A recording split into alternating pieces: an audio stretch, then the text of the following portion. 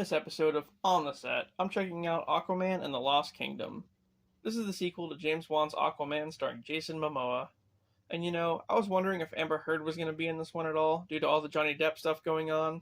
And she is. A lot. Anyway, so the film opens up with Arthur Curry talking about what he's been up to since the last one. He's now the king of Atlantis and is also raising a son with Mera.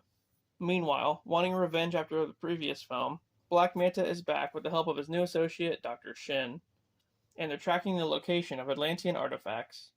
They end up in Antarctica somewhere when the ice gives out beneath them and sends them crashing underground. They then face off against a strange sea creature. They stumble upon a cavern where Black Manta finds a black trident that gives him unimaginable power, but it also causes him to become possessed by an evil entity who wants Manta to free him from some kind of imprisonment. Time jump to 5 months later, the threat of global warming is at an all-time high due to some outside interference. Manta finally locates Atlantis and attacks it. Mera almost gets killed by his I-beam and Aquaman shows up to fight Manta, but this time around, thanks to his new power, Manta proves to be a match for him. Then he steals an abundance of Aquaman, which is a resource that powers Atlantean technology. He sets up shop on an island in an old refinery, where he plans to destroy the Earth's atmosphere, due to the Aquaman being unstable and generating a dangerous amount of greenhouse gases. And that is what's progressing the global warming.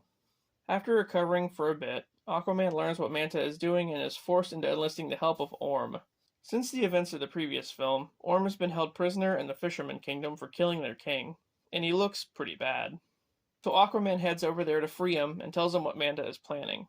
Then together, they find the island and raid it, fighting against plants and bugs that the Orichalcum mutated. As the Atlantean army arrives to fight Manta's henchmen, Orm touches the Black Trident, which gives him visions of the evil entity that's possessing Manta. His name is Kordax, the brother of King Atlan and the ruler of the fallen kingdom of Nekris.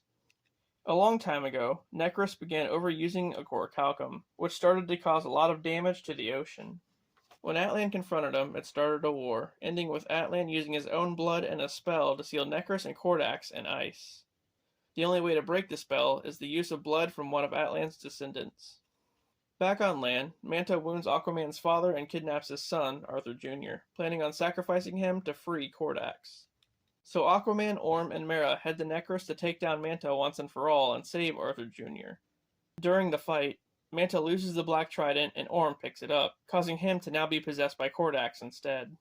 Aquaman tries to reason with Orm, but he gets cut, causing his blood to spill all over Kordax's throne, freeing him. But as soon as he gets freed, Aquaman impales him with his trident and kills him.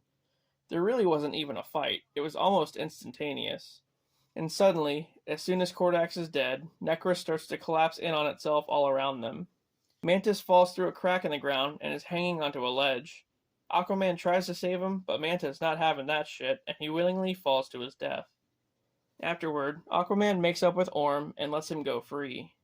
Then, he decides to expose Atlantis to the world and has a meeting to make it part of the United Nations to help fight the ongoing global warming crisis. The end. This one was a lot better than the first one, I think.